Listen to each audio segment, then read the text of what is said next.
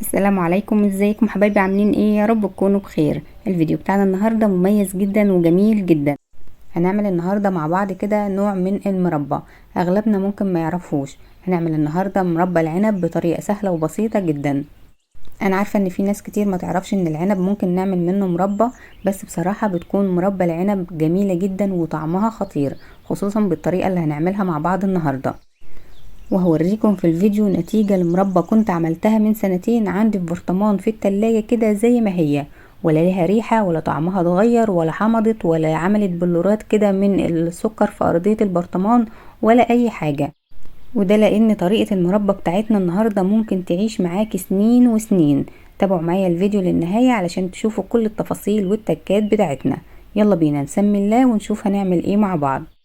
اول حاجه معايا هنا العنب اللي انا هستخدمه في المربى النهارده هو العنب البناتي العادي خالص بتاعنا. لو حابه تعملي بالعنب الاحمر او الاسود مفيش اي مشكله. انا معايا هنا 2 كيلو من العنب. بنوزن العنب بعد ما بنفرطه من العنقود بتاعه، ناخد بالنا من النقطه دي عشان احنا عايزين 2 كيلو صافيين عشان طبعا مقدار السكر اللي احنا هنضيفهم. بنغسل العنب كويس جدا وبنشيل الجزء اللي بيبقى ماسك في الحبايه ده وبنغسله كويس جدا. اهم حاجه ان العنب بتاعنا يكون صابح وما يكونش فيه حبايه بايظه كده ولا فيها اي حاجه علشان المربى بتاعتنا تطلع مظبوطه. انا هنا جبت العنب اللي معايا، حطيته في الحله اللي انا هسوي فيها على طول وضفت عليه كيس من السكر. انا سبت بقى شويه من العنب كده في الطبق، هنشوف هنعمل فيهم ايه دلوقتي. مقدار السكر اللي انا ضفته للعنب ده كان مظبوط جدا، خصوصا لو انت هتعملي كميه كبيره وهتغيب معاكي او تقعد معاكي فتره طويله. لكن لو انت مالكيش في المربى قوي او مش عايزه المربى بتاعتك تكون مسكره ومش هتغيب معاكي ومش هتقعد معاكي فتره طويله، بتقللي كميه السكر شويه. يعني هتضيف لكل كيلو عنب من 350 جرام ل 400 جرام من السكر. لكن هنا انا ضايفه لكل كيلو عنب 450 جرام. انا وزنت كيس السكر ده قبل ما اضيفه، كان ناقص اقل كده من ال 100 جرام، حاجه بسيطه. تعالوا نشوف بقى كمية العنب اللي احنا سيبناها في الطبق زي ما هي. انا بعصرها كده حاجة بسيطة بالهاند بلندر، او ممكن تديها ضربة واحدة بس في الخلاط يدوب كده تنزل ميتها، بدل ما نضيف مية للمربى بتاعتنا. فاحنا بنعمل كده علشان نضيف زي عصير العنب كده، المربى بتاعتنا تكون سميكة والشربات بتاعها او السيرب بتاعها يكون فيه قطع من العنب كده ويكون تقيل معانا شوية. انا هنا ضربت العنب، مش ضربته خالص او مش خليته عصير خالص. هنضيفه بقى على باقي الكمية اللي احنا ضفنا عليها السكر بالشكل ده. هنديله تقليبة كده، ممكن ندخله التلاجة نسيبه ليلة كاملة، او ممكن تسيبيه بس ساعة كده ونبدأ التسوية بتاعتنا. ولو ليكي خلق كده وعندك صبر شوية، ممكن تمسكي حبات العنب كلهم وتقسميها 2 كده بالسكينة عشان المربى بتاعتك تكون تقيلة كده وما يكونش فيها حبات العنب صحيحة زي ما هي. لكن احنا بصراحة اتعودنا عليها كده، حبات العنب بتبقى سليمة وبيكون طعمها جميل جدا. هنا بعد مرور ساعة كده سبتها زي ما هي. تعالوا بقى نحطها على النار. هناخد الحلة بتاعتنا ونحطها على العين الصغيرة في البوتاجاز ومعليين النار خالص، لان طبعا دي العين الصغيرة هنفتحها للاخر لحد ما العنب كده يبدأ يغلي معانا، وبعد كده هنشوف هنعمل فيه ايه. في الوقت ده لحد ما الحلة تبدأ تغلي معانا، تعالى اوريكم نتيجة المربى اللي كانت موجودة عندي. دول اخر شوية في البرطمان زي ما انتوا شايفين كده، يعني دول ارضية البرطمان. شايفين هينزل معايا المربى سليمة ما فيهاش اي حاجة. طبعا هي فيها صوص شوية لان دول اخر شوية في البرطمان، فانا كنت باخد الحبات بس كده وما كنتش باخد الصوص بتاعها ده. فدول اخر شوية في البرطمان فالصوص بتاعهم كتير شوية. وانا هنزلهم كلهم اهوت، هتشوفوا ان مفيش اي كتل من السكر ولا اي بلورات من السكر ولا اي حاجة. ولون المربى جميل جدا. التصوير على فكرة ظالمها خالص، هي لونها افتح من كده بكتير، جميلة جدا. وحباية العنب زي ما هي سليمة، مفيش فيها اي حاجة، ولا مثلا مريمة ولا عاملة ريحة ولا بايظة ولا اي حاجة. وطعمها زي ما هي جميل جدا. لو اتبعت الخطوات اللي احنا هنعملها في الفيديو النهاردة، المربى اللي هتعمليها دي هتعيش معاكي سنين وسنين. طبعا انا حاطة البرطمان ده في باب التلاجة كده. شايفين ما شاء الله جميلة جدا وطعمها خطير. هتقولي لي البرطمان ده عندك من سنتين؟ هقولك عندي من سنتين، لان انا عملت نفس الكمية دي ومش كلنا بناكلها، فاحنا يعني اللي كان بياكل منها كان قليل جدا، فعشان كده اتبقى معايا الكمية اللي انتوا شايفينها دي في البرطمان. فانا حبيت اعمل كمية تانية هتقعد معايا سنتين وزيادة كمان، لان طبعا احنا مزودين كمية السكر. مش معنى ان احنا مزودين كمية السكر ان طعم المربى بتاعتنا هيبقى مش حلو، لا بالعكس كان طعمها جميل جدا والسكر بتاعها مظبوط. وما ننساش يا جماعة ان دي مربى فلازم تكون مسكرة. تعالوا نشوف الحلة بتاعتنا بعد ما بدأت تغلي بقى عملت ريم على الوش بالشكل اللي انتوا شايفينه ده. وهتلاقوا كمية الريم بتكون زيادة لما تكوني ضايفة سكر من بتاع التموين، بيكون خشن شوية وبيكون فيه شوايب كتير.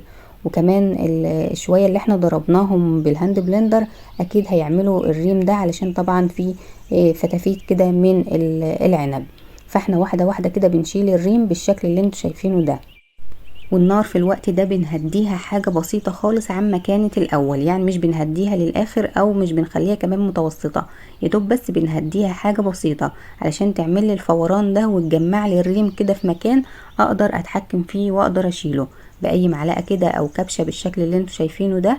احاول على قد ما اقدر اشيل الريم اللي موجودة على وش الحلة، وكل شوية لو في اي ريم اتكون بنشيله، علشان هو ده اللي هيبوظ لي المربى لو قعدت معايا وقت طويل واحنا سيبنا الريم ده فيها. لكن لو احنا شيلنا الريم اول باول زي ما شفتم كده، المربى دي هتعيش معاكي فترات طويلة جدا من غير ما تبوظ.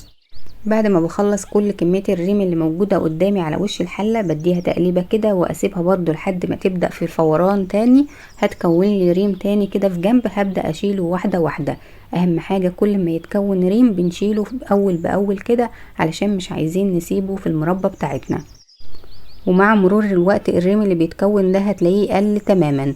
بنفضل نشيل على قد ما نقدر اللي موجود قدامنا، مش بنسيب اي حاجة موجودة في الحلة. شايفين بالشكل ده.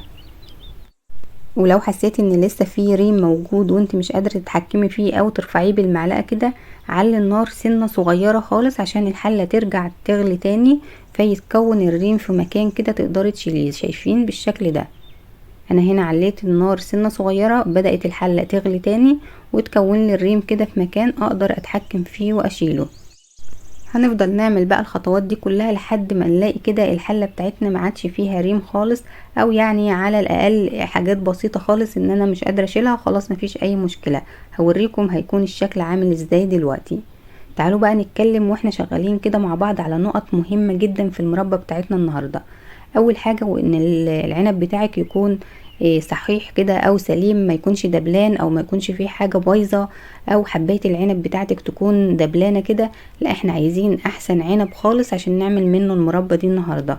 تاني حاجة ان احنا نرفع الريم اللي موجود على الحلة بتاعتنا بالشكل ده.